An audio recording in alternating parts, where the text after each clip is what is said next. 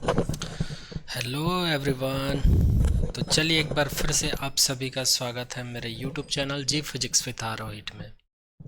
और आज का ये हमारा जो लेक्चर है class 9th NCERT chapter 8 motion का 7th नंबर का लेक्चर होने वाला है। और आज की इस लेक्चर में हम लोग पढ़ने वाले हैं ग्राफिकल रिप्रेजेंटेशन। आज के इस लेक्चर में हम लोग पढ़ने वाले हैं ग्राफिकल रिप्रेजेंटेशन ऑफ मोशन। इसका मतलब है जितनी भी बॉडी है जब वो मोशंस में रहती है, जब वो मोशंस करती है और वो कंडीशन कुछ भी हो सकता है, तो उस सिचुएशंस में हम उसको ग्राफ के द्वारा कैसे रिप्रेजेंट करेंगे, उसके मोशंस को ग्राफ के थ्रू हम लोग कैसे डिफाइन करेंगे। तो आज इसमें हम लोग ये देखने वाले हैं। ओके, तो चलिए स्टार्ट करते हैं।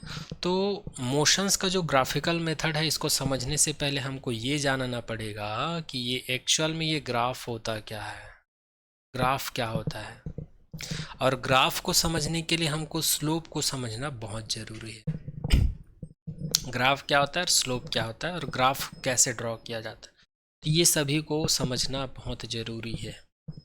तो इसी को पहले समझ लेते हैं, उसके बाद इससे रिलेटेड बहुत इम्पोर्टेंट टॉपिक है जो आपके एग्ज़ाम में हर बार पूछा जाता है। कॉन्सेप्ट वही रहता है, क्वेश्चन पूछने का तरीका अलग अलग रहता है, तो उसी को हम लोग देखने वाले हैं। तो चलिए सबसे पहले हम लोग ये समझ लेते हैं कि ग्राफ होता क्या है। Graph is provide a convenient method to present basic information about the variety of events. Graph एक सुविधा है, एक तरीका है, एक मेथड है। किसके लिए मेथड है? जो विभिन्न प्रकार के घटनाएं घटित होती हैं, जो विभिन्न प्रकार के घटनाएं घटित होती है उनको शॉर्ट फॉर्म में जल्दी से समझने का एक तरीका है। हम लोग बहुत ही कम डाटा में बहुत ज़्यादा इंफॉर्मेशंस कलेक्ट कर लेते हैं, ये एक ऐसा मेथड है या ऐसा सुविधा हमें प्रोवाइड कराता है। कौन? Graph. For example, in the telecast of one day cricket match, vertical bar graph show the run rate of a team in each over. अब जैसे कि आप लोग क्रिकेट मैच देखते होंगे टीवी में, तो बीच बीच में उसमें बार ग्राफ या लाइन ग्राफ या कर्व्ड ग्राफ ऐसा दिखाया जाता है। तो 50 ओवर का by the way one day match है, तो वनडे मैच कितने ओवर का होता है? 50 ओवर का होता है। 50 ओवर का मैच मतलब 300 बॉल उसमें फेंकना पड़ता है। तो 300 बॉल मतलब 50 ओवर को हम लोग एक एक ओवर को तो अच्छे से नहीं देख पाते, मतलब पूरे 50 ओवर का जो समरी हम लोग केवल और केवल ग्राफ के डाटा से उसको डिफाइंड कर सकते हैं या इंफॉर्मेशन कलेक्ट कर सकते हैं। तो ये इम्पोर्टेंस होता है ग्राफ का। तो इसी चीज़ को यहाँ पर लिखा हुआ है और यहाँ पर उसका एग्जाम्पल दिया हुआ है। तो ग्राफ का यूज़ कहाँ पर होता है? क्रिकेट मैच में जो वनडे मैच होता है, तो 50 ओवर का जो समरी है, कब विकेट गिरा, कब रन का जो एवरेज है इंक्रीज़ हुआ, कब डिक्रीज़ हुआ, ये सारा चीज़ हम लोग बहुत ही कम डाटा में तुरंत समझ जाते हैं। तो ये इम्पोर्टेंस होता है ग्राफ का। As you have studied in mathematics, आप लोग मैथमेटिक्स में भी पढ़ते होंगे, a straight line graph help in solving a linear equations having two variables. और आप लोग मैथमेटिक्स में भी पढ़ते होंगे जिसमें लीनियर इक्वेशंस को यूज़ करते हैं। लीनियर इक्वेशंस को सॉल्व करने के लिए हम लोग ग्राफ का यूज़ करते हैं, जिसमें हम लोग स्ट्रेट लाइन ग्राफ पढ़ते हैं। ये सारा चीज़ आप लोग पढ़ चुके हो। To describe the motion of an object we can use line graph. किसी भी बॉडी के मोशंस को डिस्क्राइब करने के लिए हम लोग क्या यूज़ करते हैं? लाइन ग्राफ यूज़ करते हैं। क्या यूज़ करते हैं? लाइन ग्राफ यूज़ करते हैं। In this case line graph show dependence of one physical quantity such as distance और velocity on another quantity such as time. और जब हम लोग लाइन ग्राफ ड्रॉ करते हैं तो उसमें जो फिज़िकल क्वांटिटी जो यूज़ करते हैं वो क्या होता है? एक दूसरे के ऊपर डिपेंड रहते हैं। जब हम लोग लाइन ग्राफ ड्रॉ करते हैं तो उसमें जो फिज़िकल क्वांटिटी यूज़ करते हैं वो एक दूसरे के ऊपर क्या रहते हैं? डिपेंड रहते हैं। जैसे कि डिस्टेंस और टाइम, वेलोसिटी और टाइम। क्या बोला हूँ मैं? डिस्टेंस और टाइम ग्राफ ये लाइन ग्राफ होता है, और वेलोसिटी और टाइम ग्राफ। ओके, तो ये था जनरल इन्फॉर्मेशन ग्राफ के बारे में। ये उतना इम्पॉर्टेंट नहीं है आप लोग के एग्ज़ाम के पॉइंट ऑफ व्यू से, लेकिन यही कॉन्सेप्ट यूज़ होगा आप लोग के आगे जो हम लोग एग्ज़ाम के पॉइंट ऑफ व्यू से इम्पॉर्टेंट टॉपिक पढ़ेंगे उसमें। तो ये रहा ग्राफ। तो यहाँ पर मैं इस शॉर्ट में बता देता हूँ कि ग्राफ क्या होता है। तो ग्राफ एक मेथड होता है किसी भी टू वेरिएबल के बीच के रिलेशंस को डिफाइन करने का। ओके, ये लिख सकते हैं शॉर्ट में। और एक और पॉइंट लिख सकते हैं कि ग्राफ हमेशा टू फिजिकल क्वांटिटीज या वेरिएबल के बीच में खींचा जाता है। टू फिजिकल क्वांटिटी या वेरिएबल के बीच में खींचा जाता है। अब यहाँ पर वेरिएबल बोला हूँ मतलब दोनों फिजिकल क्वांटिटी में चेंज होगा, दोनों वेरिएबल होंगे, मतलब वो कांस्टेंट नहीं रहेगा, कभी ना कभी उसका वैल्यू चेंज होगा। जब हम लोग मैथमेटिकल ऑपरेशन जैसे कि एडिशन, सब्सट्रैक्शन, डिवीज़न, मल्टीप्लिकेशन, ऐसा कुछ मैथमेटिकल ऑपरेशन अप्लाई करते हैं उसके ऊपर, तो उसका वैल्यू चेंज हो जाता है, उसी को वेरिएबल कहा जाता है। अच्छा, यहाँ पर मैं बोला हूँ ग्राफ जो है टू फिजिकल क्वांटिटी या वेरिएबल के बीच ड्रॉ किया जाता है। तो यहाँ पर जिन दो वेरिएबल की बात कर रहे हैं तो उनमें से यहाँ पर हम लोग दो वेरिएबल की बात कर रहे हैं। यहाँ पर हम लोग दो वेरिएबल की बात कर रहे हैं। और ये दो वेरिएबल कौन कौन से होता है? तो एक होता है इंडिपेंडेंट वेरिएबल, एक होता है इंडिपेंडेंट वेरिएबल, और सेकंड होता है डिपेंडेंट वेरिएबल। सेकंड होता है डिपेंडेंट वेरिएबल। और याद रखिएगा इंडिपेंडेंट वेरिएबल को हमेशा एक्स एक्सिस में पुटअप किया जाता है। कहाँ पर पुटअप करते हैं? एक्स एक्सिस पर। और डिपेंडेंट वेरिएबल है, इसको हमेशा वाई एक्सिस में कंसिडर किया जाता है। जैसे कि आप लोग देखते हो ना जी कि ग्राफ कैसे होता है, इसमें टू एक्सिस होता है, एक एक्स एक्सिस होता है, एक वाई एक्सिस होता है। तो याद रखिएगा एक्स एक्सिस में क्या रखा जाता है? इंडिपेंडेंट वेरिएबल को रखा जाता है, और वाई एक्सिस में डिपेंडेंट वेरिएबल को रखा जाता है। ठीक है। अब जैसे कि मैं यहाँ पर बताया हूँ आप लोग को डी टी ग्राफ और एक बताया वी टी ग्राफ। तो यहाँ पर डिस्टेंस और टाइम में डिपेंडेंट कौन है? तो यहाँ पर डिस्टेंस जो है डिपेंडेंट है, और डिस्टेंस जो है किसके ऊपर डिपेंड रहता है? टाइम के ऊपर। और टाइम यहाँ पर क्या होगा? इंडिपेंडेंट होगा, क्योंकि टाइम किसी के ऊपर डिपेंड नहीं करता, वो अपने हिसाब से चलते रहता है, चलते रहता है, वो किसी के लिए नहीं रुकता। और ना ही किसी के लिए स्पीड चलता है, किसी के लिए स्लो चलता है, सभी के लिए वो सेम स्पीड से चलता है। बल्कि डिस्टेंस क्या होता है? चेंज होते रहता है, कभी स्पीड हो जाता है, कभी स्लो हो जाता है, कभी रुक जाता है, कभी मोशन में रहता है। तो ये टाइम के रिस्पेक्ट में चेंज होता है। इसलिए अगर हम लोग डी ग्राफ ड्रॉ करेंगे तो डिस्टेंस को हमेशा वाई एक्सिस में रखेंगे और टाइम को हमेशा एक्स एक्सिस में रखेंगे।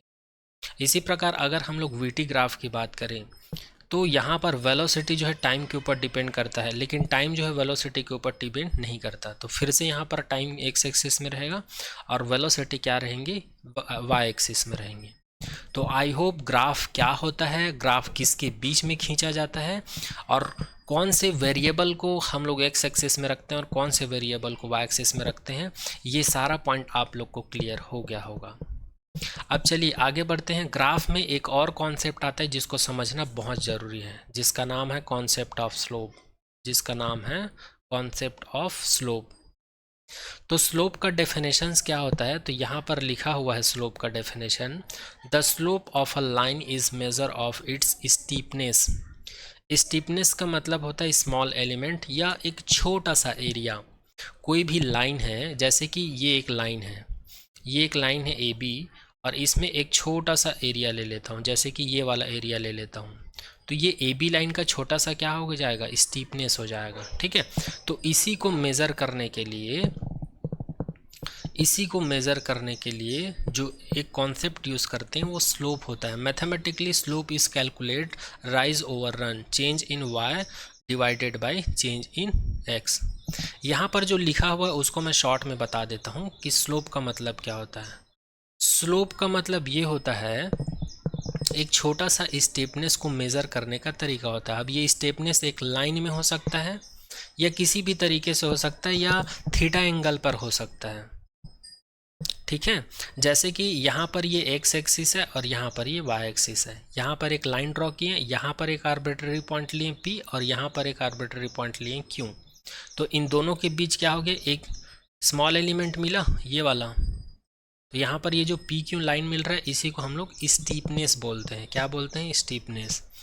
तो इसमें वाई एक्सिस में कितना चेंज हो रहा है और एक्स एक्सिस में कितना चेंज हो रहा है, इसको समझने के लिए हम लोगों ने यहाँ पर एक्स एक्सिस के पैरेलल एक लाइन ड्रॉ किया और वाई एक्सिस के पैरेलल एक लाइन ड्रॉ किए।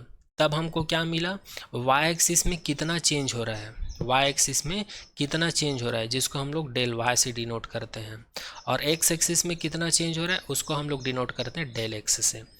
ठीक है, तो इसी रेशियो को कहा जाता है स्लोप, इसी रेशियो को क्या कहा जाता है, स्लोप। यहाँ पर डेल वाई, इसको डेल बोला जाता है, याद रखिएगा, इसको क्या बोला जाता है, डेल बोलते हैं। और इसका मीनिंग क्या होता है, ये हमें बताता है किसी भी वैल्यू में चेंज को बताता है, किसको बताता है, चेंज को। जैसे कि मैं यहाँ पर डेल वाई लिख दिया हूँ, तो डेल वाई को लिखा हूँ तो ये क्या बताएगा, चेंज इन, चेंज को बताएगा, किस में चेंज बताएगा, वाई के वैल्यू में चेंज को बताएगा। और कैसे कैलकुलेट करेंगे कि वाई में कितना वैल्यू चेंज हो रहा है, तो हम लोग इनिशियल फाइनल पोजीशंस को इनिशियल पोजीशन से सब्सट्रैक्ट कर देते तो हमको डेल वाई मिल जाएगा। उसी प्रकार डेल एक्स जो है ये भी चेंज को डिफाइन करता है, किसके चेंज को डिफाइन करता है जी, एक्स के वैल्यू में। और इसको कैलकुलेट करने के लिए क्या करेंगे, तो इसके भी फाइनल पोजीशंस को इनिशियल पोजीशन से सब्सट्रैक्ट कर देंगे तो हम लोग को डेल एक्स का वैल्यू मिल जाएगा। ओके, तो इसी को कहा जाता है स्लोप, यही यहाँ पर लिखा हुआ है। ठीक है, राइज ओवर रन, इसका मतलब वही है कि y के वैल्यू में जो चेंज होता है और x के वैल्यू में जो चेंज होता है, इन दोनों के रेशियो को ही क्या कहा जाता है, स्लोप कहा जाता है। आई होप ये पॉइंट आप लोग को समझ में आया होगा। अब ये जो स्लोप का डेफिनेशन है इसको इस तरीके से भी लिखा जाता है, tan theta is equal to y2 minus y1 x2 minus x1। यहाँ पर जो y2 माइनस y1 लिखा है वो डेल y और डेल x ही है। अब यहाँ पर इसको m is equal to tan theta क्यों कंसिडर किया गया है, m is equal to tan theta क्यों कंसिडर किया गया है, तो यहाँ पर आप लोग देख पा रहे हैं ये एक स्ट्रेट लाइन है, और स्ट्रेट लाइन के लिए हमेशा क्या मिलता है, जितना y का वैल्यू बढ़ता है उतना ही x का वैल्यू बढ़ता है, जितना y का वैल्यू बढ़ता है उतना ही x का वैल्यू बढ़ता है, और जितना y का वैल्यू घटता है उतना ही x का भी वैल्यू घटता है, तो दोनों एक दूसरे के प्रोपोर्शनल रहते हैं। तो यहाँ पर प्रोपोर्शनल को हटाकर एक कांस्टेंट लगाते हैं जिसको m बोला जाता है, तो यहाँ पर हमको मिल जाता है mx। तो m को हम लोग यहीं पर रखते हैं, x को इधर ट्रांसफ़र कर देते हैं, तो ये हो जाएगा y अपॉन x। तो हमको क्या मिला, m is equal to Y upon X. तो यहाँ पर y और x ये दोनों किसको डिनोट कर रहे हैं जी, ये दोनों डिनोट कर रहे हैं y अपॉन x, ये डिनोट कर रहे हैं टेन थीटा को। किसको डिनोट कर रहे हैं, टेन थीटा को, क्योंकि यहाँ पर हमको एक ट्रायंगल मिल रहा है। मान लेते हैं ये p पॉइंट है, ये q पॉइंट है, इस पॉइंट को हम लोग r कंसिडर कर लेते हैं। तो यहाँ पर अगर हम लोग ट्रायंगल देखें, ट्रायंगल PQR को देखें, तो यहाँ पर ये जो थीटा है इसके सामने वाले को कहा जाता है परपेंडिकुलर, इसको कहा जाता है परपेंडिकुलर, और इसको कहा जाता है बेस, और इसको कहा जाता है हाइपोटेनियस। अच्छा, आप लोग 9th क्लास में हैं, अगर आप लोग को ये सारा चीज़ नहीं पता होगा तो आप लोग 9th क्लास के मैथमेटिक्स में पढ़ेंगे, या फिर पहले मैथमेटिक्स में आप लोग पढ़ चुके होंगे, पाइथागोरस प्रमेय पढ़े होंगे, एंगल क्या होता है, ट्रिग्नोमेट्री क्या होता है। आई होप ये सारा चीज़ पढ़ चुके होंगे तो आप लोग को इजीली समझ में आ जाएगा। तो यहाँ पर टेन थीटा का वैल्यू आप लोग को पता है, टेन थीटा का वैल्यू होता है, क्या होता है जी, ये होता है परपेंडिकुलर अपॉन बेस। क्या होता है, परपेंडिकुलर अपॉन बेस। और परपेंडिकुलर का वैल्यू क्या है जी, y का वैल्यू है, और बेस का वैल्यू क्या है, x का वैल्यू है, इसलिए यहाँ पर y अपॉन एक्स को क्या लिखा गया है, टेन थीटा लिखा है। तो आई होप ये दोनों डेफिनेशन भी आप लोग को समझ में आया होगा। Tan theta is equals to y2 minus y1 upon x2 minus x1, इसी को हम लोग लिख सकते हैं m is equals to tan theta. तो इस वाले ग्राफ से क्या रिजल्ट निकल के आया, इस वाले ग्राफ से रिजल्ट निकल के ये आया, आप लोग को बस ये याद रखना है कि स्लोप क्या होता है, स्लोप होता है del Y upon del X, और याद रखिएगा इसी को m से रिप्रेजेंट किया जाता है, और ये इक्वल होता है हमेशा टेन थीटा के, और इसी को हम लोग लिख सकते हैं y2 minus y1 upon x2 minus x1। तो बस आप लोग इतना ही याद रखिएगा, ये स्लोप का डेफिनेशन है। ओके, तो आप लोग इतना ही याद रखिएगा, ये स्लोप का डेफिनेशन है, बाकी इसमें कुछ याद नहीं रखना है। ओके, और स्लोप में बस y के वैल्यू में कितना चेंज हो रहा है और x के वैल्यू में कितना चेंज हो रहा है, और इसको टेन थीटा क्यों लिखते हैं, ये सारा चीज़ आप लोग को याद होना चाहिए। तो आई होप ये डायग्राम भी समझ में आया होगा और स्लोप का कॉन्सेप्ट भी आप लोग को समझ में आया होगा। ठीक है, आगे स्लोप से रिलेटेड कुछ पॉइंट लिखा हुआ है, तो इस चीज़ को देख लेते हैं थोड़ा सा। स्लोप कम इन 4 डिफरेंट टाइप। अगर हम लोग स्लोप की टाइप की बात करें तो ये 4 टाइप से होता है। फर्स्ट होता है नेगेटिव, सेकंड होता है पॉजिटिव, थर्ड होता है ज़ीरो, और फोर्थ होता है अनडिफाइंड, या जिसको इनफाइनाइट बोला जाता है। ये बहुत इम्पॉर्टेंट है, ये बहुत इम्पॉर्टेंट है। अगर आपको ग्राफ का कॉन्सेप्ट नहीं पता है और स्लोप का कॉन्सेप्ट नहीं पता है तो केवल ये 4 टाइप का स्लोप जो है, ये लाइन को बस याद रख लीजिए, तब भी आप एग्ज़ाम में अच्छा कर सकते हैं। जैसे कि निगेटिव स्लोप क्या होता है? निगेटिव स्लोप जब भी आपको मिलेगा तब आपको एक्स और वाई एक्सिस के बीच कुछ ऐसा लाइन देखने को मिलेगा।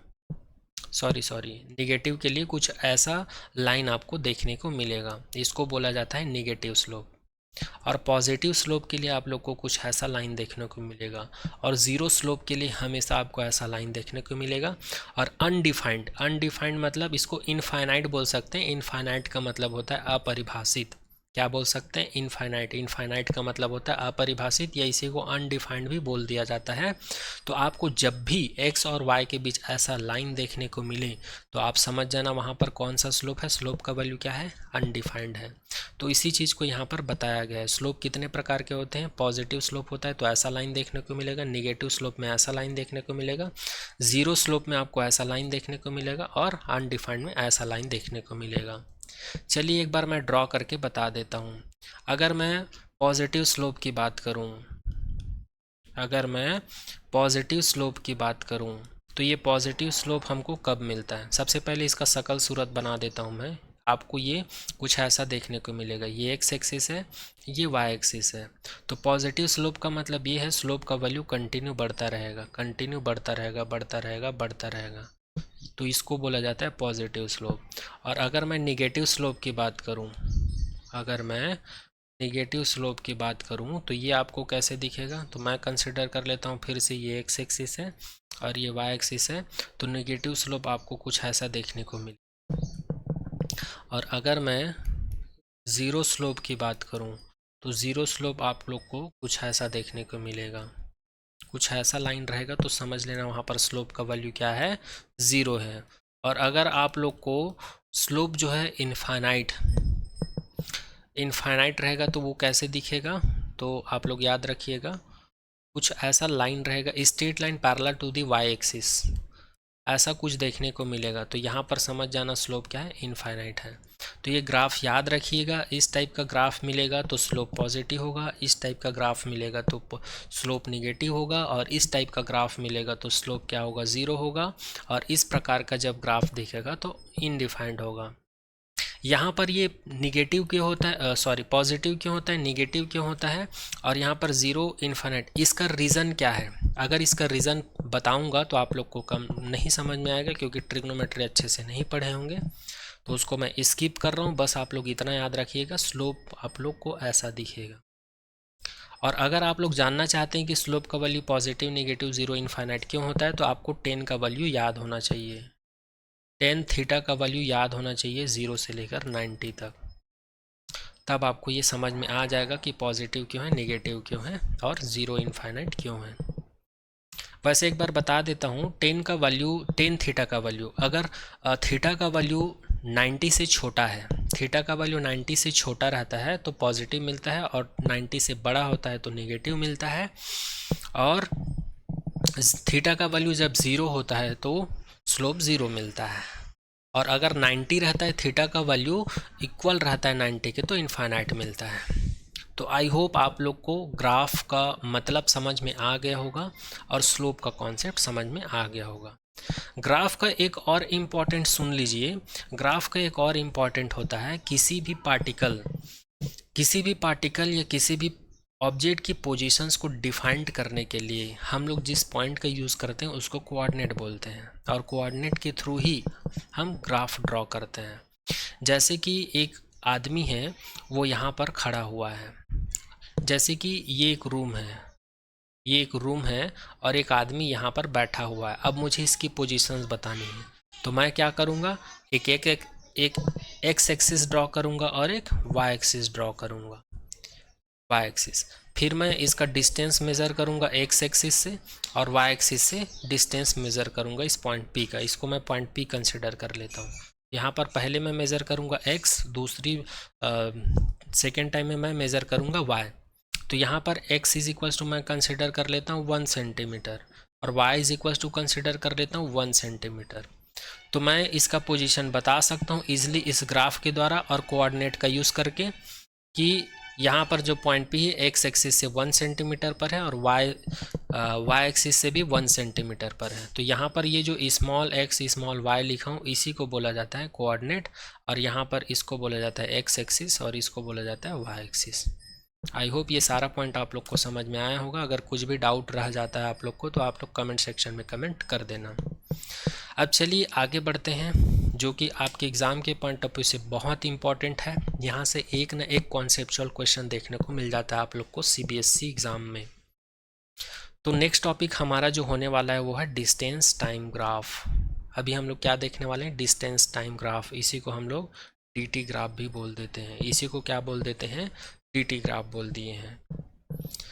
तो डीटी ग्राफ आप लोग को तभी समझ में आएगा जब आप लोग को स्लोप का कॉन्सेप्ट या ग्राफ का कॉन्सेप्ट पता होगा तो, ओके, अदरवाइज थोड़ा कम समझ में। तो चलिए डिस्टेंस टाइम ग्राफ क्या होता है इसको थोड़ा सा एक बार नज़र डाल लेते हैं। The change in the position of object with respect to time can be represented on the distance time graph adopting a convenient scale of choice।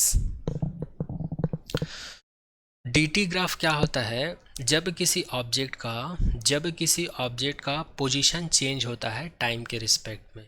जब किसी ऑब्जेक्ट का पोजीशन चेंज होता है किसी टाइम के रिस्पेक्ट में, तो उसी को रिप्रेजेंट करने के लिए हम लोग डिस्टेंस और टाइम के बीच में क्या करते हैं, ग्राफ प्लॉट करते हैं। और वहाँ पर जो स्केल लेते हैं उसको हम लोग कंसिडर कर लेते हैं या अपने हिसाब से उस स्केल को ले सकते हैं, वो अपनी चॉइस रहती है। तो उसी को क्या कहा जाता है, डीटी टाइम ग्राफ कहा जाता है। अब इसी को आसान शब्दों में एक बार और रिपीट कर देता हूँ। जब किसी बॉडी का पोजीशन, जब किसी ऑब्जेक्ट या बॉडी का पोजीशन जो है टाइम के रिस्पेक्ट में चेंज होता है, टाइम के रिस्पेक्ट में चेंज होता है, तो उसी चेंजेस को या उसी मोशंस को रिप्रेजेंट करने के लिए या डिफाइंड करने के लिए डिस्टेंस और टाइम के बीच में क्या प्लॉट किया जाता है, ग्राफ प्लॉट किया जाता है। और वहाँ पर जो स्केल लिया जाता है वो बॉडी के पोजीशन में जो चेंज का रेशियो होता है उसके अकॉर्डिंग लिया जाता है। तो उसी ग्राफ को क्या कहा जाता है, डिस्टेंस टाइम ग्राफ कहा जाता है। चलिए आगे देखते हैं। In this graph time is taken along X axis and distance is taken along the Y axis. और इस प्रकार के ग्राफ में टाइम को हमेशा एक्स एक्सिस में रखा जाता है और डिस्टेंस को हमेशा वाई एक्सिस में रखा जाता है। अब इसका रीज़न क्या है मैं ऊपर डिफाइन कर चुका हूँ कि टाइम को हमेशा एक्स एक्सिस में क्यों रखते हैं और डिस्टेंस को वाई एक्सिस में क्यों रखते हैं। चलिए नेक्स्ट पॉइंट कवर करते हैं। Distance time graph can be employed under various conditions where object move with uniform speed, non uniform speed, remain at rest. अब आगे हम लोग डिस्टेंस टाइम ग्राफ को डिफरेंट कंडीशंस के लिए देखेंगे, जिसमें से फर्स्ट कंडीशन होगा यूनिफॉर्म स्पीड के लिए, सेकंड कंडीशन होगा नॉन यूनिफॉर्म स्पीड के लिए, और थर्ड होगा जब बॉडी रेस्ट पे रहेगी उस सिचुएशंस के लिए देखेंगे। तो इन सभी कंडीशंस में हम लोग डिस्टेंस टाइम ग्राफ देखने वाले हैं। अच्छा एक चीज़ और बता देता हूँ, यूनिफॉर्म स्पीड क्या होता है, नॉन यूनिफॉर्म स्पीड क्या होता है, रेस्ट बॉडी क्या होता है, तो ये सारा चीज़ हम लोग पिछले लेक्चर में कर चुके हैं, तो आप लोग प्लेलिस्ट में जाकर देख सकते हैं। ओके तो चलिए डिस्टेंस टाइम ग्राफ में हम लोग फर्स्ट केस स्टार्ट करते हैं। तो डिस्टेंस टाइम ग्राफ के अंदर में फर्स्ट केस है when object remain at rest. जब कोई भी बॉडी कौन सी स्टेट में हो, रेस्ट स्टेट में। रेस्ट स्टेट में मतलब होता है कि वो मूव नहीं कर रहा है, वो रुका हुआ है। तो इस सिचुएशंस में हमको डिस्टेंस टाइम ग्राफ कैसे दिखेगा, तो यहाँ पर आप लोग फिगर में देख पा रहे हैं। सबसे पहले यहाँ पर एक्स एक्सिस लिया हुआ है, उसके बाद वाई एक्सिस लिया हुआ है। एक्स एक्सिस में टाइम को रखा है और टाइम का यूनिट यहाँ पर मिनट है, आप अपने हिसाब से ले सकते हो, सेकंड ले सकते हो, आवर ले सकते हो। और डिस्टेंस को यहाँ पर लिया हुआ है किलोमीटर में। आप लोग इसको किलोमीटर के बजाय मीटर में ले सकते हो या सेंटीमीटर में भी ले सकते हो। ओके, तो याद रखिएगा डिस्टेंस को हमेशा आप लोग मीटर में कंसिडर करना और टाइम को सेकंड में कंसिडर करना, तो आप लोग को ज़्यादा सुविधा होगी। अगर एग्ज़ाम में ऐसा क्वेश्चन आ जाए तो याद रखिएगा, तो इसमें आपको ज़्यादा सुविधा होगी। तो देख लेते हैं जब ऑब्जेक्ट जो है रेस्ट पे रहता है तो हमको क्या मिलता है। तो एक बार रीड कर लेते हैं। If a body is at rest then as the time passes there is no change in the distance travel by the object. जब कोई भी बॉडी रेस्ट पे रहती है, जब कोई भी बॉडी रेस्ट पे रहती है तो उसका टाइम तो निकलता है, टाइम तो इंक्रीज होता है, टाइम जो है पास होता है, लेकिन उनके डिस्टेंस में कोई चेंजेस नहीं होता, उनके डिस्टेंस में कोई चेंजेस नहीं रहता। तो यदि आपको एग्ज़ाम में पूछ दिया जाए कि अगर हम लोग डिस्टेंस टाइम के बीच ग्राफ खींचें किसी रेस्ट बॉडी के लिए, तो याद रखिएगा डिस्टेंस यहाँ पर क्या रहता है, कांस्टेंट रहता है। डिस्टेंस क्या रहता है जी, कांस्टेंट रहता है, लेकिन टाइम क्या रहता है, कांस्टेंट नहीं रहता। ये कंटिन्यू क्या होता है, इंक्रीज होते रहता है। एक बार और रिपीट कर देता हूँ। जब कोई भी बॉडी, जैसे कि मैं कंसिडर कर लेता हूँ ये एक बॉडी है, ये एक बॉडी है ए, ये t is equals to 0 second पर यहाँ है। मैं कंसिडर कर लेता हूँ t is equals to 2 second के बाद भी इसका पोजीशन यहीं पर है। मैं कंसिडर कर लेता हूँ t is equals to 3 second में भी इस बॉडी का सिचुएशन कंडीशन यहीं पर है। मतलब ये यहाँ से हट ही नहीं रहा है, यहाँ पर कौन से सिचुएशन में है, रेस्ट पे है। तो डिस्टेंस में कोई चेंज हुआ क्या, नहीं हुआ, तो इसलिए मैं डिस्टेंस को क्या बोल दूंगा, कांस्टेंट। लेकिन टाइम यहाँ पर रुका हुआ है क्या, नहीं रुका हुआ है, टाइम तो कंटिन्यू इंक्रीज होगा ना। तो पहले 0 था, उसके बाद 2 सेकेंड, 3 सेकेंड, ऐसे बढ़ता जा रहा है ये। तो यहाँ पर इसी को कहा जाता है distance time for the when body remain at rest. Okay, अब ये वाला जो कंडीशन है, हम लोग x और y में dt के बीच ऐसा कौन सा ग्राफ ड्रॉ करें कि ये कंडीशन सेटिस्फाइड हो जाए। तो हम लोग को ऐसा एक ग्राफ मिलता है जो इस कंडीशंस को सेटिस्फाइड करता है। कैसे, देख लेते हैं। मैं कंसिडर कर लेता हूँ x axis y axis. x axis में टाइम को रखे हैं, x एक्सिस में टाइम को हमने रखा है और y एक्सिस में डिस्टेंस को। यहाँ पर एक लाइन ड्रॉ कर दिए हैं, horizontal line parallel to the x axis, और यहाँ पर इसकी स्पीड जो है 0 है। 0 है बोलने का मतलब ये रुका हुआ है। तो यहाँ पर आप लोग देख सकते हैं, मैं कंसिडर कर लेता हूँ यहाँ पर टाइम जो है 1 मिनट है, 2 मिनट है, 3 मिनट है, 4 मिनट है, 5 मिनट है, 6, 7। उसी प्रकार इधर कंसिडर कर लेता हूँ ये 1 किलोमीटर, 2, 3, 4, 5, 6, 7 ऐसा है। तो आप लोग यहाँ पर देख सकते हो, यहाँ पर कौन सा नंबर लिखा हुआ है, 5 लिखा हुआ है। तो कोई भी ऑब्जेक्ट जो है 5 किलोमीटर पर ओरिजिन पॉइंट से 5 किलोमीटर में जाकर खड़ा हुआ है, और टाइम जो है इधर बढ़ते जा रहा है, बढ़ते जा रहा है। 1 सेकेंड में अभी भी ये वहीं पर है, 2 सेकेंड में अभी भी वहीं पर है, 5 किलोमीटर पर डिस्टेंस पर ही है ओरिजिन पॉइंट से। 3 किलोमीटर यहाँ पर भी वहीं है इसका पोजीशन।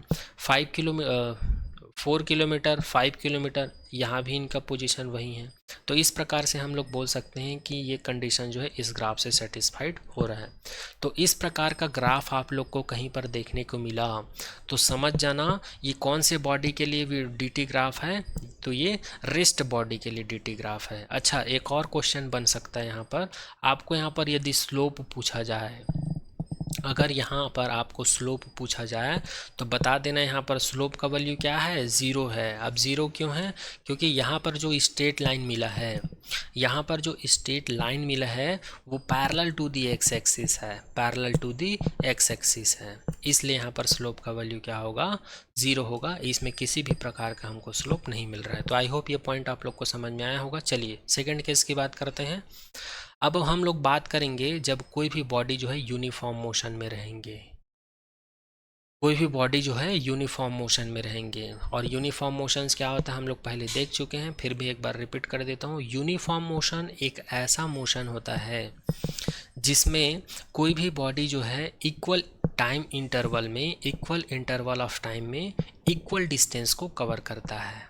मतलब यहाँ पर डिस्टेंस और टाइम दोनों का वैल्यू क्या रहता है, कांस्टेंट रहता है, एक दूसरे के रिस्पेक्ट में दोनों क्या रहते हैं। या फिर आप लोग इसको ऐसा कंसिडर कर सकते हो कि डिस्टेंस जो है क्या रहता है, इक्वल रहता है, और टाइम भी क्या रहता है, इक्वल रहता है। मतलब इक्वल टाइम इंटरवल में इक्वल डिस्टेंस को क्या करते हैं, कवर करते हैं। तो उस मोशंस को क्या बोलते हैं, यूनिफॉर्म मोशन। तो इसको हम लोग dt ग्राफ के द्वारा समझ सकते हैं। तो यहाँ पर इसका डेफिनेशन लिखा हुआ है। सबसे पहले यहाँ पर डेफिनेशन देख लेते हैं। As in uniform motion the distance time graph would be straight line because the equal distance is covered in equal unit of time.